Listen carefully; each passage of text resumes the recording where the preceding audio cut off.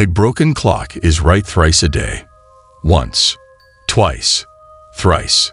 Did you know that those are the only words of their type? There's no quadrice or anything of the sort. After thrice, there is nothing. I find it odd that our language doesn't have a word like this for every number, but even odder is that we even bothered to invent thrice at all. It's not a commonly spoken word, not outside of Witchword, anyway. A broken clock is right thrice a day. A spin on a classic saying, yet one with its meaning opaque to outsiders. I invite you to learn of the saying's origin as I walk you through the events that transpired last summer in a place I can never bring myself to go back to. The clock tower stood tall in the British village of Witchford, visible from any street. Not exactly a huge feat when your village only has 6 streets, but it still stood proudly at the center. It was always able to see you. Lights behind the clock faces illuminated them at night, easy to mistake for the moon at a quick glance of the skyline. Their harsh white glow, a reminder of the passing minutes. The hourly chimes echo this to those even without a direct line of sight. If anything about Witchford was eerie to newcomers, this clock tower was it. To me, though, it was just there to tell me when my shift ended. The local corner store I worked at had a window directly facing this tower. One day, on a Saturday at precisely 1:07 p.m., the hand stopped moving. I didn't notice until a customer I was serving chuckled slightly. "I can't believe it's been 1:07 for nearly an hour," her sarcastic tone still not cluing into what exactly she meant. I didn't clock onto the joke until she showed me her watch and gestured towards the clock tower. Sure enough, it was 2 p.m., yet the tower told otherwise. "Well, I guess it'll be right again tomorrow," I joked, "twice if we're lucky." On her way out, she told me that she was going to inform Tobias. I'm sure he already knows, but there's no harm in me just making sure. Tobias was the clock keeper, his house attached to the tower. I've never been inside, so I'm not sure whether he technically lived in the tower or next door. I suppose that depends on whether the buildings connect internally. Either way, the tower was his responsibility, as it had been for the past 50 years, since his father tragically died after falling from the tower. At 5 p.m., as I finished work, I heard the familiar 5 chimes, seeming to confirm that the tower had been fixed. I never stopped to realize that the chimes continued to be eerily missing the rest of the day, nor did I look at the tower. In the morning the next day, as I left my house for a walk in the summer heat, I saw that the clock tower still read 1:07, despite hearing the 3 chimes the day prior. My walk always consists of walking down all 6 streets, stopping to say hello to anybody I pass on the way. It's only a 15-minute walk, unless the conversations delay it. On this day, though, the air felt quiet, even for a small village like Witchford. Things felt particularly more melancholy than normal. By the end of my walk, I hadn't seen a single person. That was as I got to the final street, the one that goes right through the center of our village, right past the clock tower. I could see Rob, Witchford's lone police officer, standing at the doorway. His hat was held solemnly in his hands, a gesture that he reserves usually only for church services. By the time I got to the clock tower, he had gone to sit in his car. I could hear other officers on his radio, confirming that they were on their way to the location. His car window had been rolled down, so I stopped to say hello. "Morning," I spoke with care to remove emotion from my voice. I didn't know what had happened or how serious the situation was. If something bad had happened, I didn't want to be the oblivious twat who walks in and asks, "Why the long face?" He seemed to not even notice me until I had spoken. Hey. Yeah, morning to you too. Is everything okay?" "Yeah," his words not matching his mannerisms. "Well, things will be okay." He looked pale. I didn't know what he had seen, but it had spooked him to his core. Before I even got the chance to ask further, he answered with what he knew I was curious about. "We're gonna have to announce it soon anyway." So, he stepped out of his car and stood beside me. 3 bodies were just found inside the gears of the tower, twisted and mangled. I froze at the mental image in my head. It was enough to make me feel sick. I couldn't even imagine how he felt. Did they fall in? Who are they? We don't know anything yet. None of them are local residents. I didn't recognize their faces. At least, not what was left of them.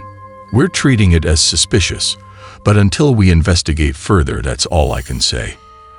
As the day went on, more information was released. Sketches of their faces were shown, and not a single person said they knew them. Their identities were a mystery to us, yet we still felt shared mourning for their deaths. It was thought to have been a freak accident after checking various cameras and questioning local residents. Nothing suspicious was found. At 4 p.m., the clock chimed 4, though the hands remained motionless. I think by now it's clear where the saying came from. I don't know who was the first to say it, but for these few days, it's all anybody would say when those chimes hit. Well, even a broken clock is right thrice a day. It wasn't exactly a joke, although by definition I suppose it is. Nobody ever laughed when the words were spoken. It was more like an absurd observation. The statement itself silently asked the question, but how is it possible for a broken clock to be right thrice a day? The next day, more police were in the area. I would have asked Rob what was happening, but he spent most of the day beyond where the public was now allowed to reach, tied up in the whole ordeal. This day sticks in my mind the most, because it was before any of us knew what was truly going on, but we knew enough to draw up theories. A lot of people thought that maybe they had found more evidence, perhaps even pointing to murder. A crowd of us were on the street of the tower, hoping for someone to inform us of anything. We fell silent at 3 p.m. as 3 chimes played. We went home without any new information, though our questions were partially answered in a town meeting called the next day. Rob stood in front of our small town hall, with officers either side of him. Seeing more than a single police officer in our tiny village still felt surreal. As you all know, 2 days ago, 3 bodies were found in Witchford Clock Tower. As of now, the identities of these people are still unknown. After a few seconds of silence, Rob continued. Yesterday, many of you noticed higher police activity. It's always best to lay theories to rest before they get out of hand. I can confirm that 3 more bodies were found in the same positions as the previous 3. So far, their identities are also unknown. We locked the tower and surrounding buildings down with police tape and 24-hour police surveillance. Muttering filled the air, but quickly stopped as Rob opened his mouth to speak again. This time, it seemed to take a while for him to get any words out. As of 90 minutes ago, 3 more bodies were discovered. This brings the death count to 9. Oh my God, those were the only words going through my head. We are treating this as a serial murder investigation. Given how small our village is, we have been permitted to prevent anybody from entering or leaving. If any exception is needed, please talk to myself or another officer, and we will see what we can do. Thank you. As he walked away and back towards the clock tower, an uproar of questions were being yelled at him. They didn't continue for long, as 2 chimes echoed through the streets. It was 2 p.m. Rumors started, of course. We're only human, and it's human nature to speculate. One person thought it was a psychological experiment. There's no bodies, that's why they won't show them. I can handle seeing a bit of gore. They'd show us if it was real. Many started tracking down the original plans for the clock tower in hopes of finding a secret entrance. How else would those final 3 bodies have snuck past the ongoing investigation? Some would whisper of ghosts, a spirit come to haunt our town, to taunt us, showing us what would happen to us if we don't do its bidding. They were quickly laughed off, but perhaps only out of denial.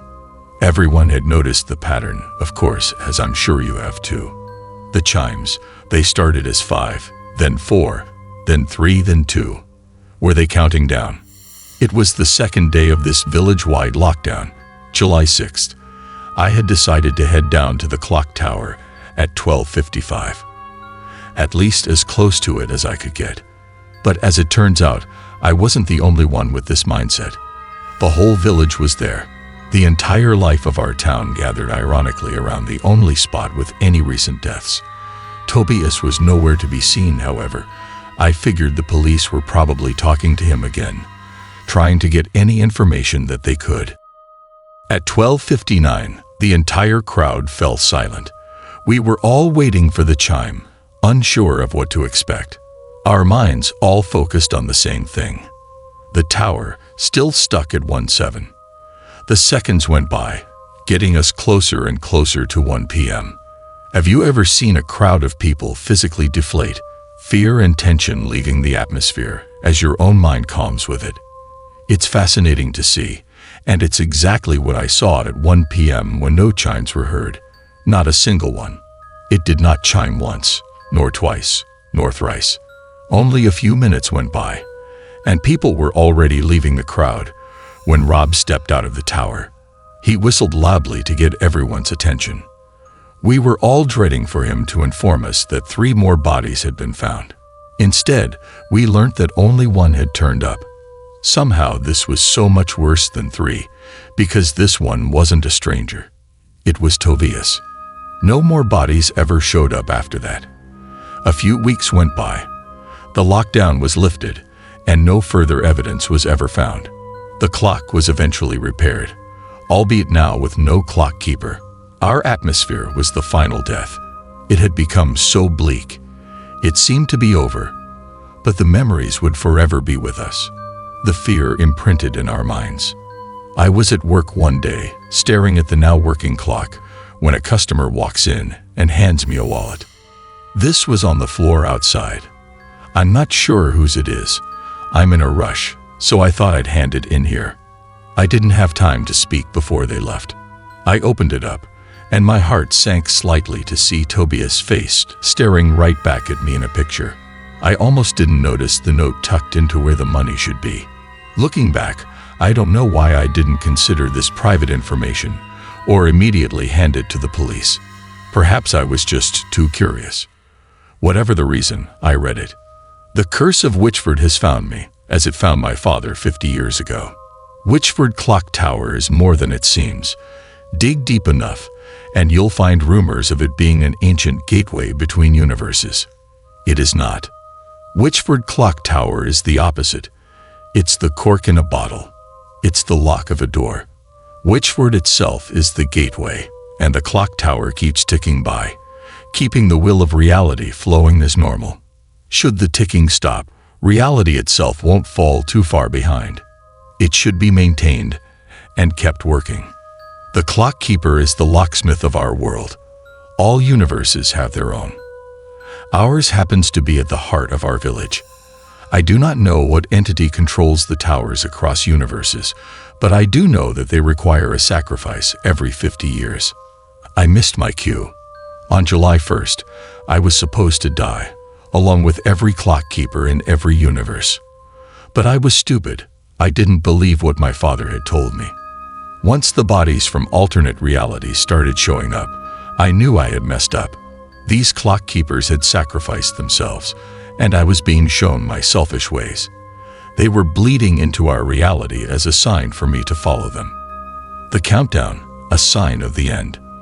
As I write this, I am getting ready to jump. The clock needs its keeper. The keeper is the one who holds the sacrificial curse. I'm sorry to do this to you, but whoever is reading this, you are the new keeper. You have 50 years left ahead of you. If anything should happen to you before then, make sure you have someone new appointed. If the curse has no single bearer, I fear the entire village may be its bearer. To the new clock keeper, good luck. I'm ashamed to admit this. I left town the next day.